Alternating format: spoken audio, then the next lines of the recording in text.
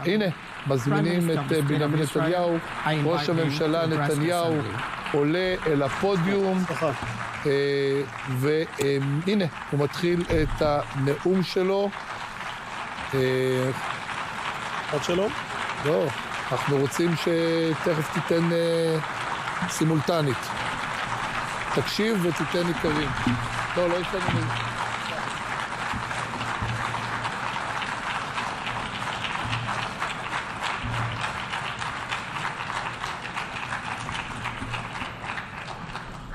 Thank you, Mr. President. Ladies and gentlemen, over 3 millennia ago, our great leader Moses addressed the people of Israel as they were about to enter the Promised Land. He said they would find there 2 mountains facing one another, Mount Gerizim, the site on which a great blessing would be proclaimed, and Mount Ebal, the site of a great curse. Moses said that the people's fate would be determined by the choice they made between the blessing and the curse. That same choice has echoed down the ages, not just for the people of Israel, but for all humanity.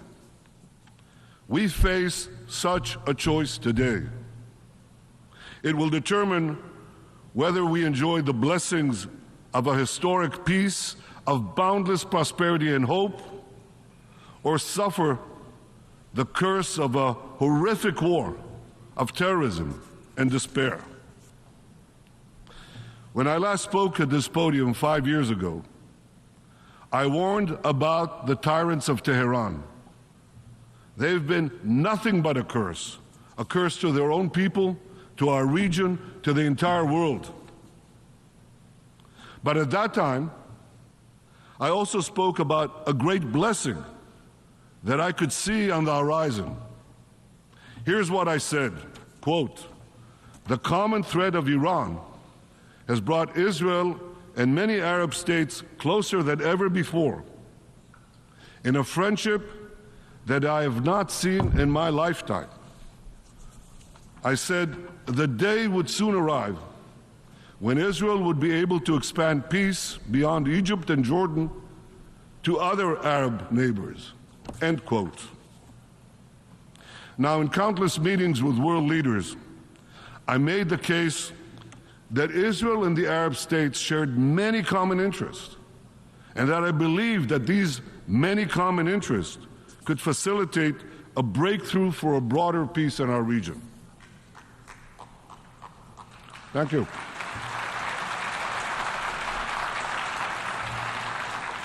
Well, you applaud now, but at the time, many dismissed my optimism as wishful thinking. Their pessimism was based on a quarter century of good intentions and failed peacemaking. And why was this? Why were these good intentions? Why did they always meet failure? Because they were based on one false idea, that unless we first concluded a peace agreement with the Palestinians, no other Arab state would normalize its relations with Israel. I've long sought to make peace with the Palestinians, but I also believed that we must not give the Palestinians a veto over new peace treaties with Arab states. The Palestinians could greatly benefit from a broader peace. They should be part of that process, but they should not have a veto over the process. And I also believe that making peace with more Arab states would actually increase the prospects of making peace between Israel and the Palestinians. See, the Palestinians are only 2% of the Arab world. As long as they believe that the other 90% will remain in a warlike state with Israel, that larger mass, that larger Arab world could eventually choke, dissolve, and destroy the Jewish state. So when the Palestinians see that most of the Arab world has reconciled itself to the Jewish state, they too will be more likely to abandon the fantasy of destroying Israel and finally embrace a path of genuine peace with it. Now, for years, my approach to peace was rejected by the so-called experts. Well, they were wrong. Under their approach, we didn't forge a single peace treaty for a quarter century. Yet in 2020, under the approach that I advocated, we tried something different. And in no time, we achieved an amazing breakthrough. We achieved 4 peace treaties working with the United States. Israel forged 4 peace treaties in 4 months with 4 Arab countries: the United Arab Emirates, Bahrain, Sudan, and Morocco.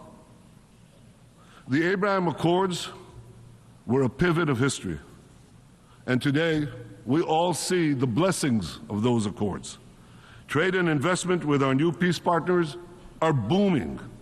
Our nations cooperate in commerce, energy, water, agriculture, medicine, climate, and many, many other fields. Close to 1 million Israelis have visited the United Arab Emirates in the past 3 years. Every day, Israelis save time and money by doing something they couldn't do for 70 years. They fly over the Arabian Peninsula to destinations in the Gulf, India, the Far East, Australia. The Abraham Accords ushered in another dramatic change. It brought Arabs and Jews closer together. We see it in the frequent Jewish weddings in Dubai, in the dedication of a Torah school in a synagogue in Bahrain, in the visitors flocking to the Museum of Moroccan Judaism in Casablanca. We see it in lessons that are given to Arab students about the Holocaust in the UAE. There's no question. The Abraham Accords heralded the dawn of a new age of peace. But I believe that we are at the cusp of an even more dramatic breakthrough, an historic peace between Israel and Saudi Arabia. Such a peace will go a long way to ending the Arab-Israeli conflict. It will encourage other Arab states to normalize their relations with Israel. It will enhance the prospects of peace with the Palestinians. It will encourage a broader reconciliation between Judaism and Islam, between Jerusalem and Mecca, between the descendants of Isaac and the descendants of Ishmael. All these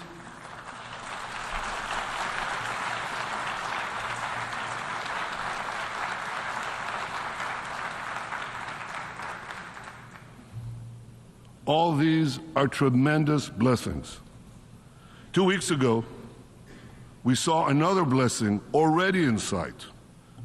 In the G20 conference, President Biden, Prime Minister Modi, and European and Arab leaders announced plans for a visionary corridor that will stretch across the Arabian Peninsula and Israel. It will connect India to Europe with maritime links, rail links, energy pipelines, fiber optic cables. This corridor will bypass maritime checkpoints, or choke points rather, and dramatically lower the cost of goods, communication, and energy for over 2 billion people. What a historic change for my country. You see, the land of Israel is situated in the crossroads between Africa, Asia, and Europe. And for centuries, my country was repeatedly invaded by empires passing through it in their campaigns of plunder and conquest elsewhere. But today, as we tear down the walls of enmity, Israel can become a bridge of peace and prosperity between these continents. Peace between Israel and Saudi Arabia will truly create a new Middle East.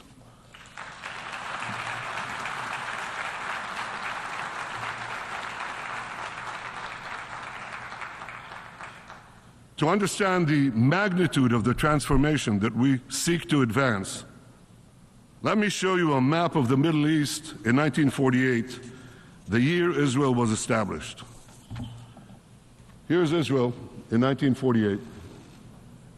It's a tiny country, isolated, surrounded by a hostile Arab world.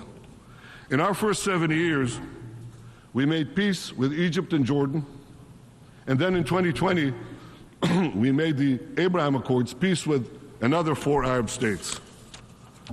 Now look at what happens when we make peace between Saudi Arabia and Israel. The whole Middle East changes. We tear down the walls of enmity. We bring the possibility of prosperity and peace to this entire region, but we do something else. You know, a few years ago, I stood here with a red marker to show the curse, a great curse, the curse of a nuclear Iran. But today I bring this marker to show a great blessing, the blessing of a new Middle East between Israel, Saudi Arabia, and our other neighbors. We will not only bring down barriers between Israel and our neighbors, we'll build a new corridor of peace and prosperity that connects Asia through the UAE, Saudi Arabia, Jordan, Israel, to Europe. This is an extraordinary change, a monumental change, another pivot of history.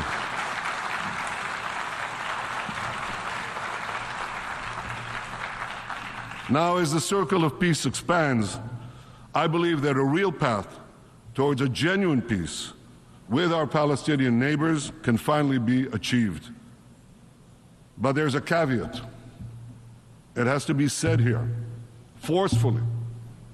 Peace can only be achieved if it is based on truth. It cannot be based on lies. It cannot be based on endless vilification of the Jewish people. Palestinian leader Mahmoud Abbas must stop spreading the horrible anti-Semitic conspiracies against the Jewish people and the Jewish state. I mean, he recently said that Hitler wasn't an anti-Semite. You can't make this up. But he did. He said that.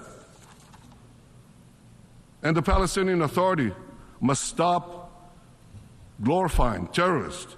They must stop its ghoulish pay-to-slay policy of giving money to Palestinian terrorists for the murder of Jews.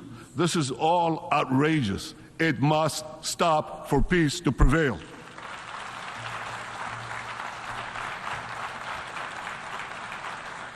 And anti-Semitism must be rejected wherever it appears, whether on the left or on the right, whether in the halls of universities or in the halls of the United Nations.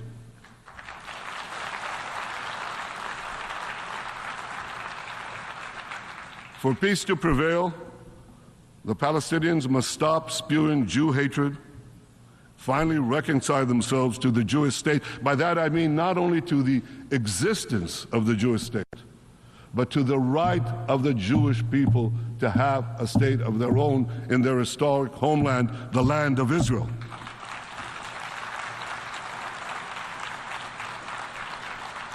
And let me tell you, the people of Israel yearn for such a peace. I yearn for such a peace. As a young soldier over half a century ago, my comrades and I in Israel's Special Forces faced mortal dangers on many fronts, on many battlefields, from the warm waters of the Suez Canal to the frozen slopes of Mount Hermon, from the banks of the Jordan River to the tarmac of Beirut Airport. These experiences and other experiences taught me the cost of war. A fellow soldier was killed next to me. Another died in my arms. I buried my older brother. Those who have personally suffered the curse of war can best appreciate the blessings of peace. Now, there are many hurdles on the path to peace. There are many hurdles on the extraordinary path to peace that I've just described. But I'm committed to doing everything I can to overcome these hurdles, to forge a better future for Israel and all of our peoples, all the peoples in our region. 2 days ago,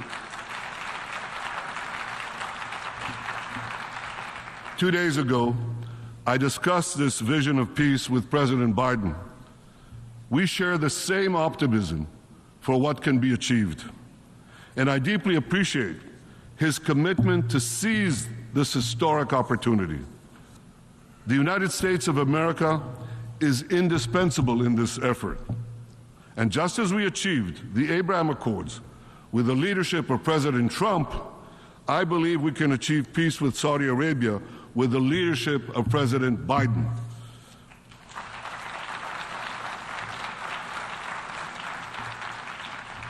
Working together with the leadership of Crown Prince Mohammed bin Salman, we can shape a future of great blessings for all our peoples.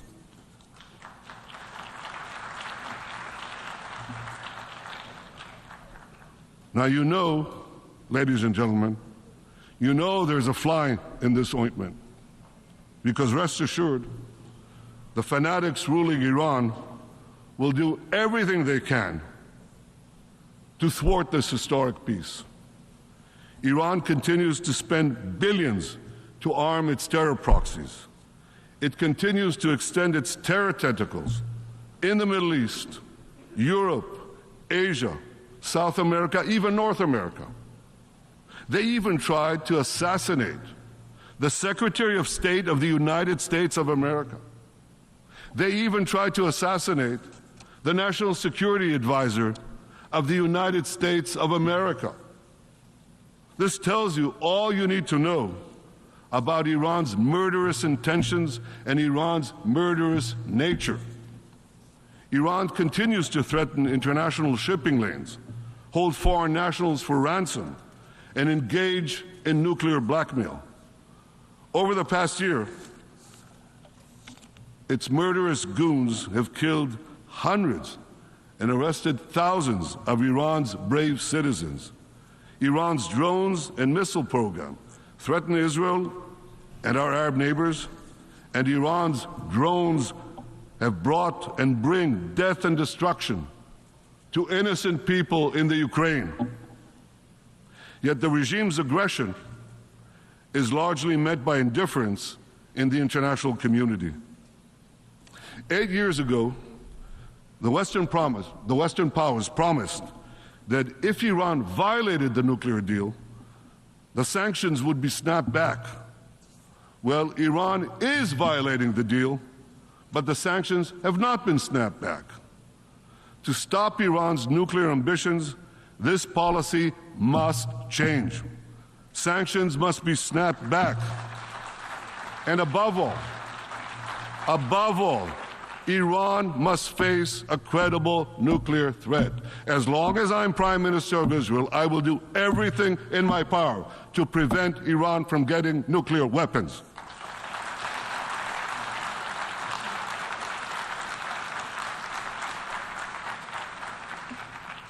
Equally, we should support the brave women and men of Iran who despise the regime, who yearn for freedom, who've gone out bravely on the sidewalks of Tehran and Iran's other cities and faced death. It is the people of Iran, not their oppressors, who are our real partners for a better future.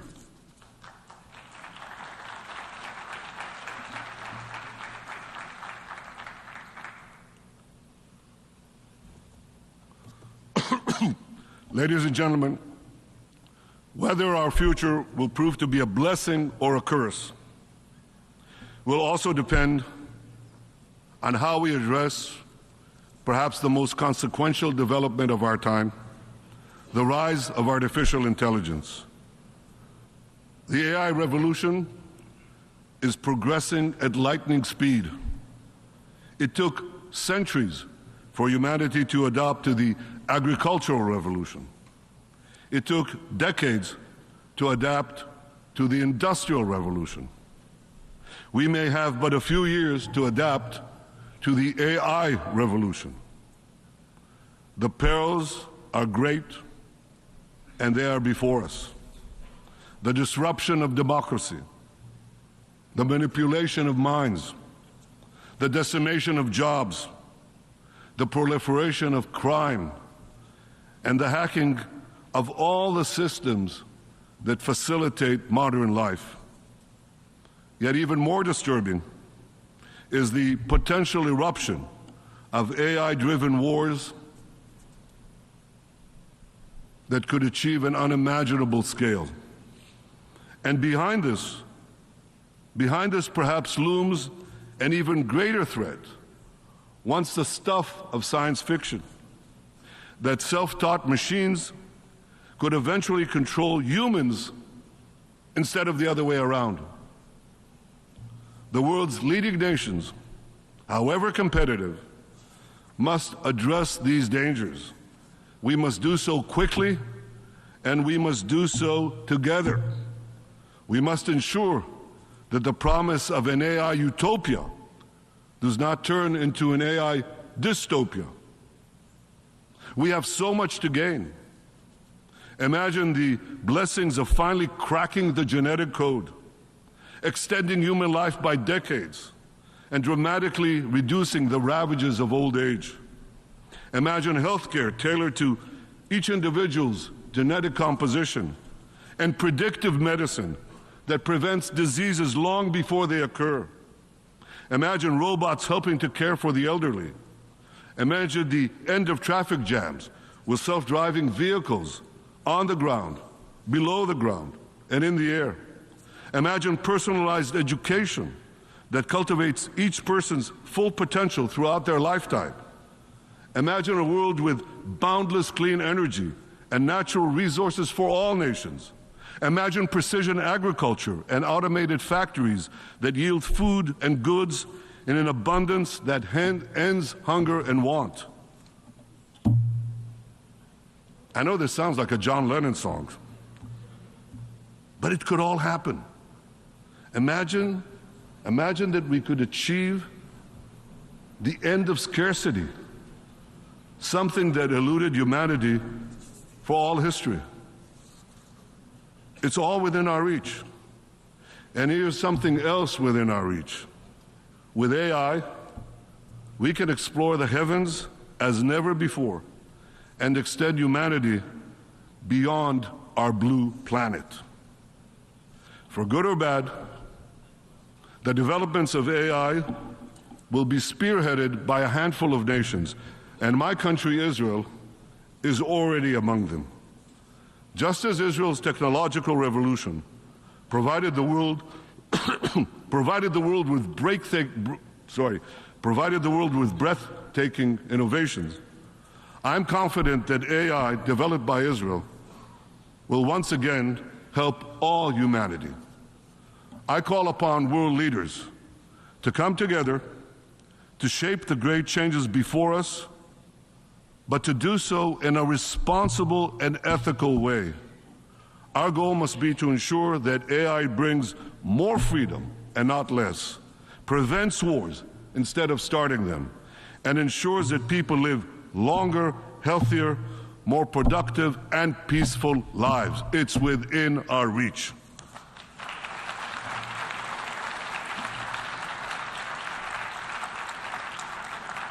And as we harness the powers of AI, let us always remember the irreplaceable value of human intuition and wisdom.